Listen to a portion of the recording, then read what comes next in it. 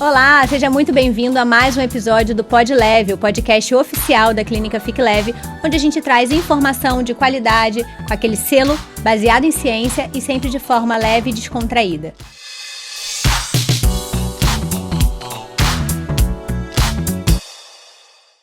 Hoje eu tô aqui com o Vitor e também com o nosso endocrinologista da clínica, o Matheus Monteiro. Seja bem-vindo, Matheus. Obrigado, Letícia. Boa tarde a todos. Hoje eu quero levantar uma bola que traz muita dúvida para vocês que estão nos assistindo aí. Pré-diabetes, uma sentença, uma falácia, uma mentira, uma coisa que eu não preciso me preocupar ou uma bela chance de mudar? Bom, acho que é o meio termo, né? Não é uma sentença, mas também não é algo que você pode negligenciar. Pré-diabetes, ele é classificado como valores de glicemia e hemoglobina glicada entre os valores normais e os valores que são critérios para diabetes.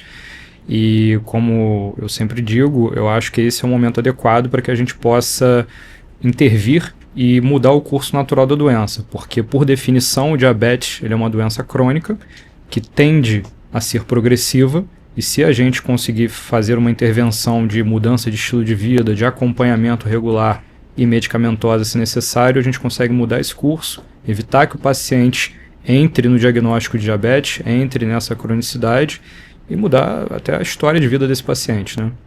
E hoje o interessante é que a gente passou a ter ferramentas medicamentosas que de fato podem aumentar a nossa chance de conseguir sucesso na remissão de fato, né? Então, até, sei lá, uns 10 anos atrás, era muito só a mudança de estilo de vida. E a gente sabe o quanto é difícil. A gente trata a obesidade, a gente sabe como é difícil, né? De fato, perder peso exclusivamente através de alimentação melhor e atividade física. Então, às vezes, gerava uma certa frustração. O paciente estava fazendo, mas não conseguia o resultado.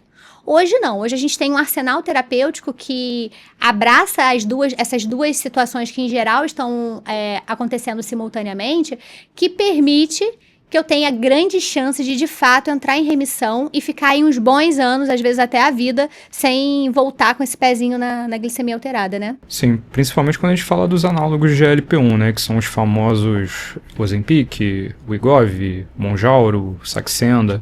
São medicações que atuam fortemente na questão do peso e na imensa maioria dos casos que a gente vê pacientes com pré-diabetes que podem evoluir para o diabetes tipo 2, que tem relação ali com síndrome metabólica, obesidade, etc., a gente consegue sim mudar o curso natural da doença, mas o que eu sempre friso, né, sempre associado à mudança de estilo de vida e com um acompanhamento adequado, né?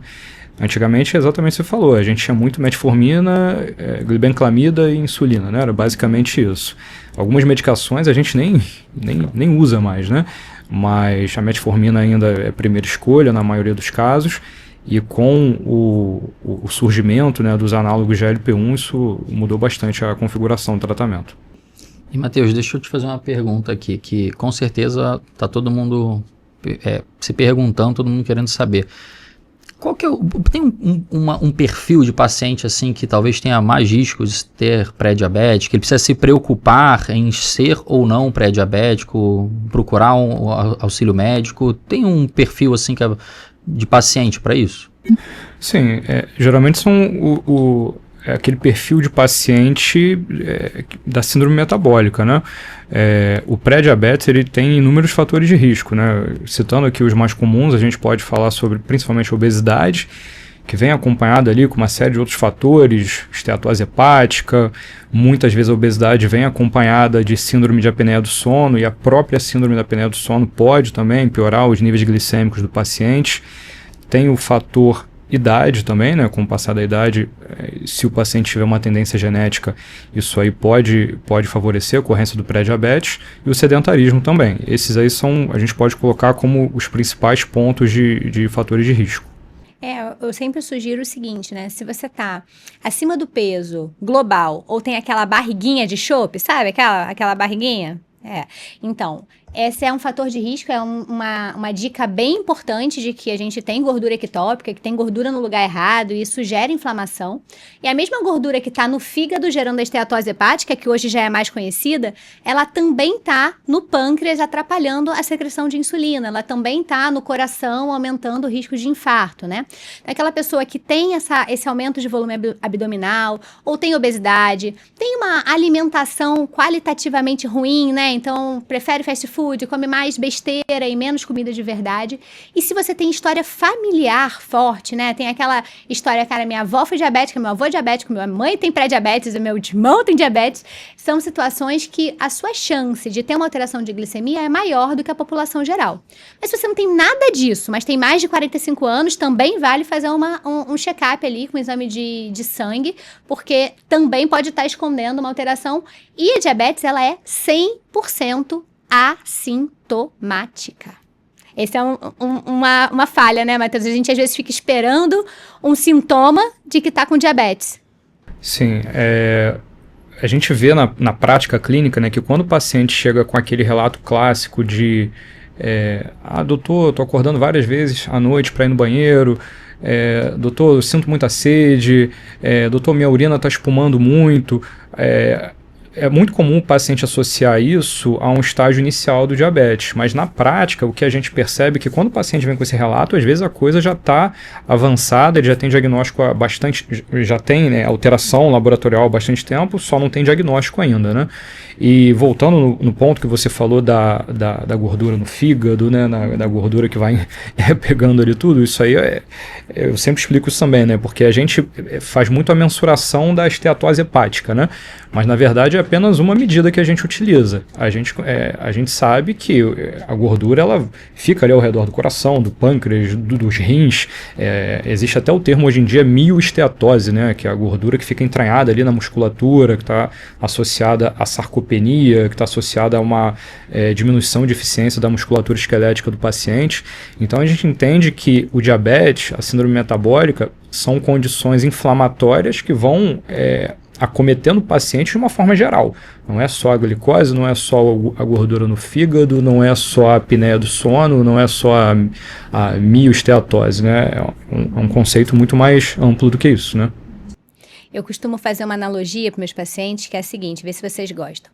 Eu falo que a gente tem o lugar certo para guardar a gordura, que é o subcutâneo, né? Onde é projetado no nosso corpo para a gente guardar a gordura. E aí eu falo para você imaginar como se fosse a sua casa, que você projeta um closet enorme para guardar roupa. Se o seu closet é grande, cabe a tua roupa, ela vai estar ali naquele lugar certo. A gordura no lugar certo, ela atrapalha, ela traz malefício, mas ela inflama menos do que a gordura no lugar errado. Agora, a gordura ectópica, ela é uma gordura que está em outro lugar. Então, imagina que esse closet acabou o espaço e você tem mais roupa para guardar e você decide guardar a roupa na geladeira. Vai estar guardada, mas está fazendo bagunça, né? E essa bagunça no nosso corpo é a inflamação. Então, essa gordura que está em excesso, que a gente não consegue guardar no subcutâneo por algum motivo, ou porque chegamos a uma obesidade significativa, ou porque a gente tem uma alteração do subcutâneo que não permite guardar gordura, ela vai sendo atochada ali, entremeada onde couber, e vai gerar um processo inflamatório daquele órgão com redução de função. Né? Então, a gente acessa pelo fígado porque é onde é mais fácil de acessar, mas a gente entende quando tem gordura no fígado, que também não é só uma gordurinha no fígado, né? Outra mudança de paradigma, que ela tá enfiada, atochada em todos os nossos órgãos. Então, emagrecer é mais do que só perder volume global, né? É mais do que só o que a gente enxerga, né? A gente vai emagrecer, você vai conseguir eliminar a gordura de áreas que a gente não enxerga e que trazem um benefício enorme para o processo inflamatório do paciente como um todo, né? Esses pacientes com síndrome metabólica, pré-diabetes, pré-hipertensão, né? Eles são pacientes claramente inflamados, né? A gente tem marcadores no sangue, vários estudos mostrando que o processo inflamatório é importante para esses pacientes.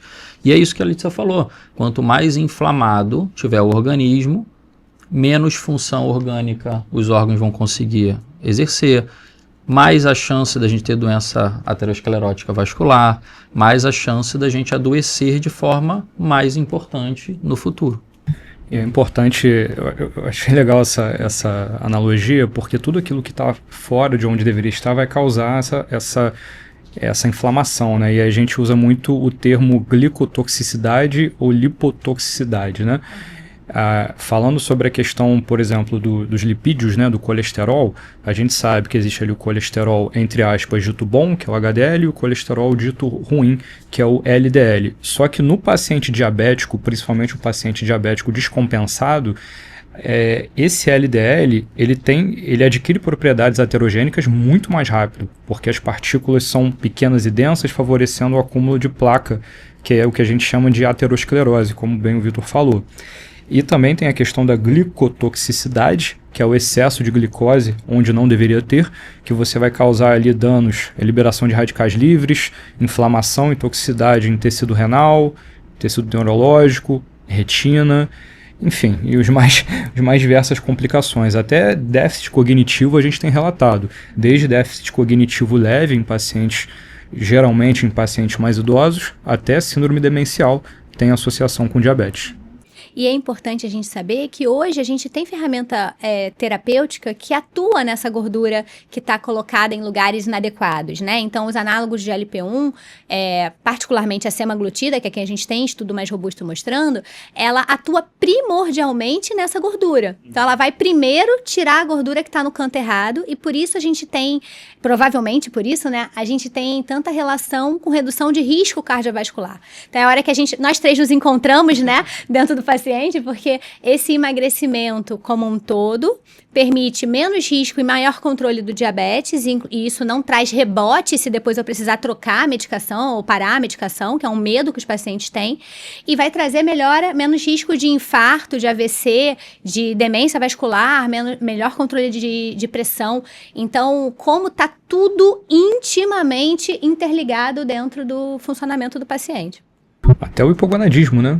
Até o hipogonadismo pode ser causado por essa inflamação sistêmica que o paciente está envolvido. Que é a dificuldade ali na parte sexual, né? Tanto para homens, dificuldade de ereção, redução de libido, mulheres, redução de libido, né? Que é a marca mais forte da mulher, é a redução de libido. Mas alteração menstrual, a infertilidade, ovário policístico. Gente, endócrino é uma bagunça organizada, onde tudo mexe com tudo. Então, não dá para ter uma ponta solta só e o resto todo funcionando bem. Por isso que, muitas vezes, o sintoma que chega pra gente é só a pontinha do iceberg. Tem um monte de outras coisas que estão envolvidas. E, às vezes, é chato, né? Você chegar no médico, porque, sei lá, tá com irregularidade menstrual, e aí ele vai pedir um exame, e aí vê que tem uma glicada em pré-diabetes, e que tem um sobrepeso, e tem uma pressão em pré-hipertensão. E aí você pensa assim, cara, não tem doença nenhuma, e essa pessoa tá querendo me tratar com um monte de coisa. Mas é o melhor caminho, porque aí a gente impede, reduz a chance de chegar no próximo passo. Então, quanto antes a gente começar a tratar essas condições crônicas, né, melhor vai ser o resultado a longo prazo. Então, se a gente conseguir começar tratamento no estado pré-patológico, pré-diabético, pré-hipertensão, principalmente com mudança do estilo de vida, como o Matheus bem reforçou, adotar hábitos saudáveis de vida, mas medicamentos, caso seja necessário, sim, a gente consegue melhorar muito a evolução a longo prazo desses pacientes, que são condições que agregam muito risco, tanto de doença cardiovascular, doença renal, quanto de morte mesmo.